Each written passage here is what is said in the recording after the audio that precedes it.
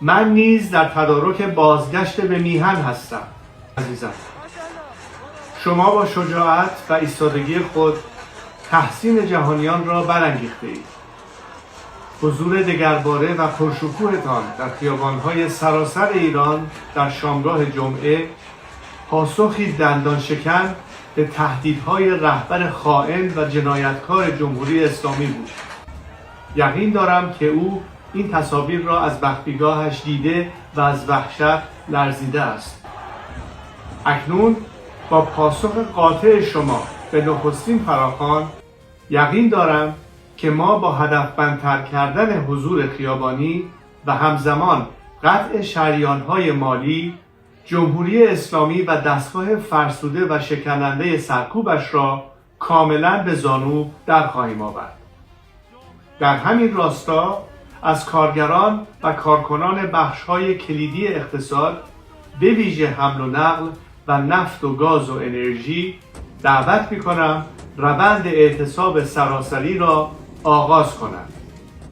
همچنین از همه شما می‌خواهم امروز و فردا شنبه و یکشنبه 20 و 21 دی ماه این بار از ساعت 6 بعد از ظهر با پرچم، تصاویر و نمادهای ملی به خیابان‌ها بیایید و فضاهای عمومی را از آن خود کنید. هدف ما دیگر صرفاً آمدن به خیابان نیست. هدف آمادگی برای تسخیر مراکز شهرها و حفظ آنهاست. برای رسیدن به این هدف تا حد امکان از مسیرهای مختلف به سوی بخش‌های مرکزی‌تر شهرها حرکت کنید و جمعیت‌های جدا را به هم پیوند بزنید. همزمان از همین حالا برای ماندن در خیابان آماده شوید و تدارکات لازم را تهیه کنید.